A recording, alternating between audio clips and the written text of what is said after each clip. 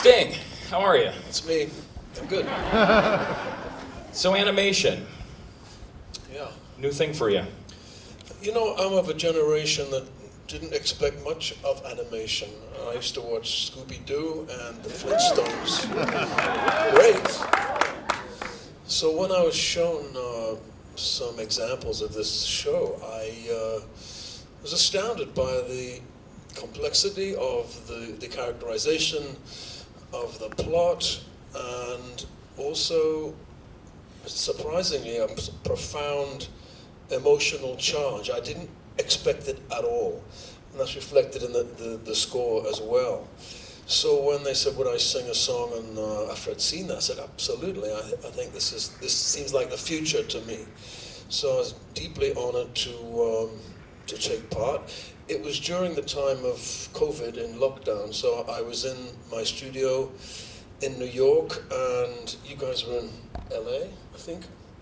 And I sang the song, I learned the song, and then they said, well, would you sing it slightly differently? Now, I'm always impressed by people with the temerity to tell me to sing something different. So I said, well, how different would you like it?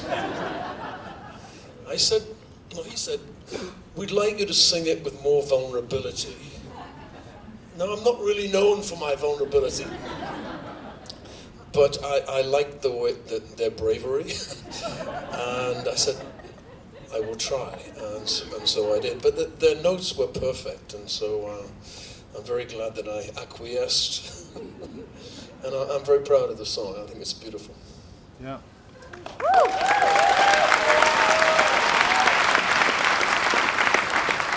So Alex, you wrote the track, What Could Have Been, right? That's right. And did you write it before or during the whole process of the film itself, or the series? What we had to do with this process was a little unusual, which is we're dealing with what we called animatics. So, you know, if you've seen any like crude animation before, it's been fully rendered and animated. We're basically writing pop songs to that, which is tricky because there's things that you do with film scoring that you can't really do with traditional, you know, contemporary songs. Like you can duck away for a while or change the tempo or squeeze the thing here. And there's an expectation that, you know, as soon as Sting comes in, you don't want to hear him for just 2 bars and then he's got to get out because there's dialogue. You have to find the moments where you can let the thing breathe for a while. And that song was tricky because there was chunks of it that made sense at first, and it was really difficult to thread the whole piece together. And using folks like Ray Chen on violin was actually a great tool, where it'd be, oh, I have to duck away from Sting and I can go into Ray Chen's incredible violin playing for a couple bars. So it was really, you know, there was a lot. Yeah, Sting, did you work with Ray? I mean, was everything through online? Because it seems for the last 2 years, a lot of artists have been doing things remote, you know, and we look at it was done remotely. I didn't meet Ray until we actually did a performance a few months ago. But yeah, we got on. Yeah, it's funny because we looked at the Frank Sinatra duets, the Toots and the Maytel duets, and none of these artists were ever together. You know, they kind of put them together, and then we thought, oh, that's such a terrible thing. You got to put artists in the studio. And over the last 2 years, we've actually been remote, and things have worked out quite well for them. I mean, especially for Ray, he's a classical musician. You know, for them, you know, recording in a digital space. I mean, I'm pretty sure we made his brain implode several times by even asking that. But I think it was just a new thing for everybody, you know, with COVID. And so I think for a lot of our job was kind of just playing, you know, chess with the different pieces, how they come in, and finding like windows and pockets in everyone's schedules to make it work. But I mean, you know, we knew that the song was important enough to justify that. And Sting, during the process of writing the song, did you actually watch anything? Was any of the animation happening when you recorded, or is just kind of you're doing it blindly? I'd seen some of the footage, so I knew the type of thing they were doing. I was very impressed. And have you done films before? Have I done films before? Yeah, but I mean, where you're doing. Yes. Have you scored the picture before with films? Yeah. Yes, I have. It's a difficult thing. Yes. I'm used to being in charge. You know, I think all art should aspire to the condition of music. You know, it already has a rhythm. It already has timing. So it should be the other way around, really. But I think these guys have done it. They're musicians. So I got a quick question for you too, Christian. And I know there's a lot of, music is a strong base for the series. There's two things I noticed. One was the very opening. You had the jukebox, and then in the last drop, the bar, you played a lot within that same jukebox. What was the origin? Why the jukebox? What was the importance of that jukebox for you? I mean, in some ways, it does kind of signal the passage of time, because you do see it throughout the full season, and so I think we start like 3 or 4 scenes, like with the jukebox in there throughout the season. The whole approach to this project in Fortiche also is very conceptual. I think when you do your best job with concepts, you usually don't really notice them. So there definitely was also a big influence of Fortiche. They knew as well as we did. Yeah, we're gonna have these musical moments. Look for them. Let's find them. Let's actually work with the storyboarders and the animators to even understand what's going on with the music. I mean, I remember sending Ray to Paris so that the animators can actually watch him to really get the fingering of of playing that particular violin piece right. This is not just us kind of phoning it in. I mean, we the people who work on this care about this shit, So you just can't half-ass it, And so the jukebox really is just another thing for us to acknowledge the music in the show. Interesting. So Sting, when you were writing not writing, but when you were performing his tracks, what was your initial thought when you first thought? Because usually you write your own material, and now you're singing somebody else's material. What was the whole idea, the process between the two? Because I'm really interested in how you guys work together on a remote basis. Well, it was, they just told me what to do, and I did it eventually. I mean, I think it started really with, there was this song, and I mean, it's the kind of song where you definitely can tell, like, it needs a fucking voice. Like a voice, And so I remember talking to Martin, who stands over there, who was working with us on kind of consulting on the whole soundtrack. And we were talking like, well, we really need a voice, like a voice like Sting. Obviously, he's not going to do it, so let's see who we can find. And Martin was like, wait a minute, how do you know he would? I was like, well, he's not going to work on some video game show. But he was like, well, he just likes music. If he likes the music, then maybe he'll do it. So let's see. And I think to our surprise, that worked out. But I think it was really just the music came first. Was like, hey, it's gonna be the kind of track where the voice will have you can't hide anything. It's not just gonna be glossed over by a bunch of synths and whatever. It'll have to stand on its own. And so there's that list of voices is much shorter. So it just worked out. I was super happy. How about you? How did it work for you? It was a little terrifying because before I had started writing it, we had made a connection with Martin with Sting, and so we found out that if you don't blow this, if he'll listen to it, and if he likes it, he might consider doing it. And the nice thing about working with Martin with Sting's manager is that he basically said what Christian said, which is he loves music. I mean, you can hear him speak about music. It's incredibly. You can figure out pretty quickly that he is just like us, which is we're just huge fans of music. We want to try and do something that has some sort of value to it and that is really interesting. And that's probably our favorite playground to play in, is just like make a beautiful song here. So at that point, it just was like fairly amazing to just go through the process of working on it and then working with Sting for it. And Sting, it was just one take, right? Yes. The Orson Welles of music right here, ladies and gentlemen. Just one take. So you're going to perform for us tonight.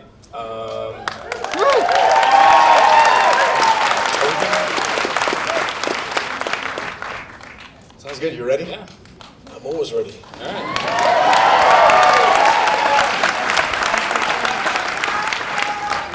All right, so let's get to what could have been. We're going to perform here on the live tonight. Where's Andrew? Andrew here? Our wonderful pianist is somewhere here, also one of our composers. That's right. Round of applause for Andrew, please. There you go. Wrote music also on the episodes. I guess you two will fuck off. Okay. No, you could direct me. You can just stay and direct me.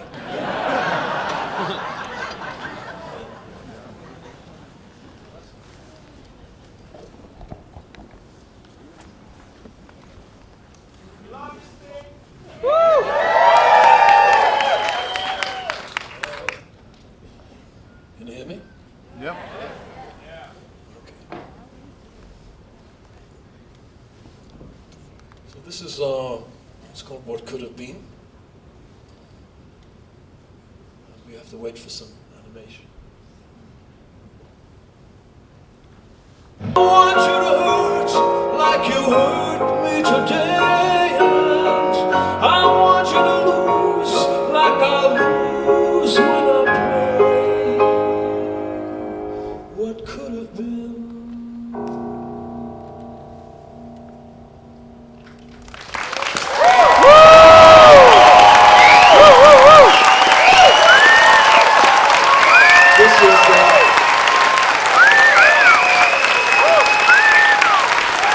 This is Andrew Griffinbaum, who is one of the music team on Arcane. I've also known him since he was this high, so I'm very proud to be here, being accompanied by Andrew tonight. The organizers said to me, it'd be a shame if you just did one song.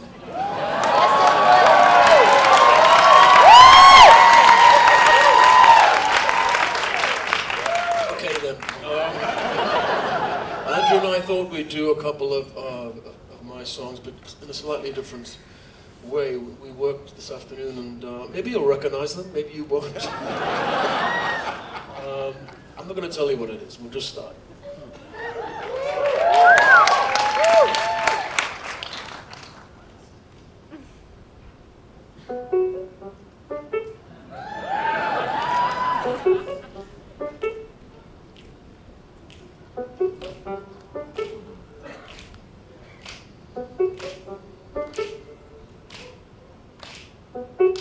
Just a castaway, an island lost at sea. Oh, another lonely day with no one here but me.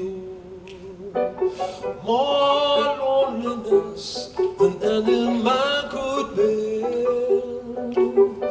Rescue me before I fall into despair. I'll send an SOS to the world. I'll send an SOS to the world. I hope that someone gets my message in a bottle. Message in a bottle.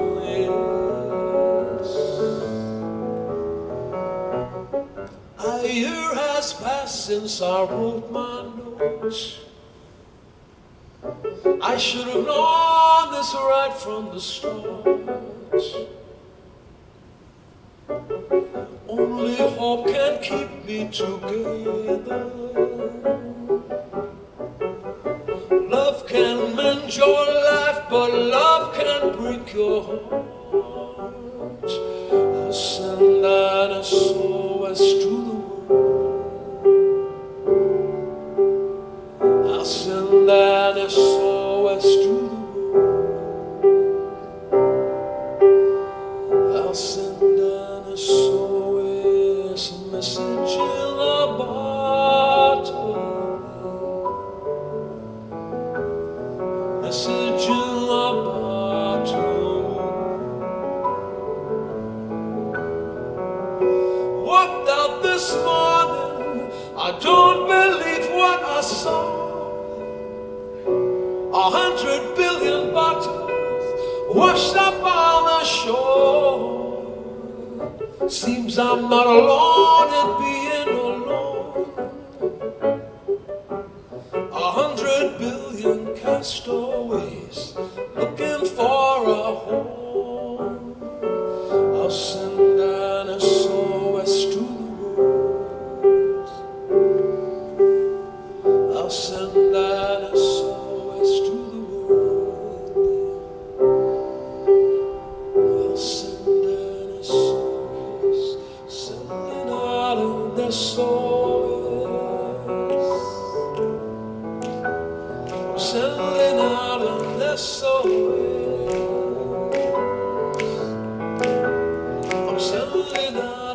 SOS, sending out an SOS, sending out an SOS, sending out an SOS, sending out an SOS, sending out an SOS, sending out an SOS, sending out an SOS.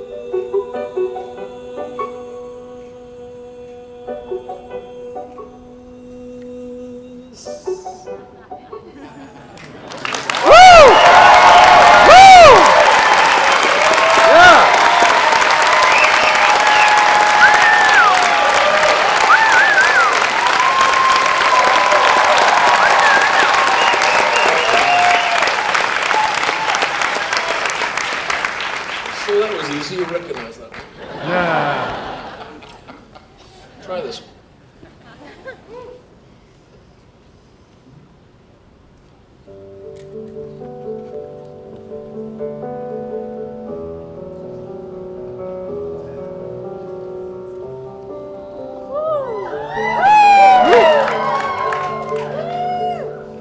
Every breath you take, every move you make, every bond you break, every step you take, I'll be watching you. And every single day, every word you say, every game you play, every night you stay, I'll be watching you. Oh, can't you see? You belong to me. And my poor heart aches with every step you take, every move you make, every vow you break, every smile you fake, every claim you stake, I'll be watching you. Since you've gone, I've been lost without a trace. I dream at night, I can only see your face. I look around, but it's you I can't replace. I feel so cold and I long for your embrace. I keep crying, baby, baby,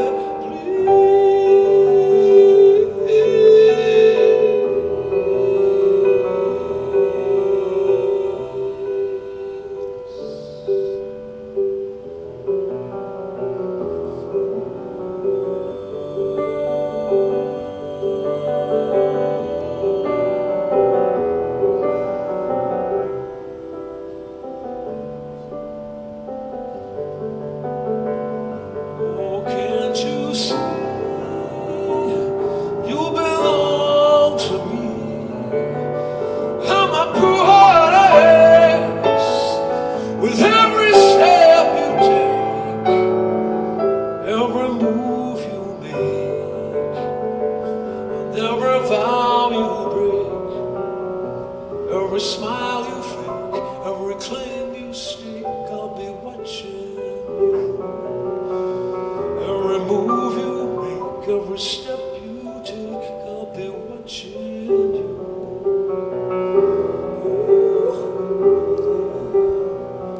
I'll be watching every breath you take, every move you make, every bond you break, every step you take, every single day, every word you say, every game you play, every night you stay, every breath you take, every move you make, every bond you break, every step you take, every single day, every word you say, I'll be watching you.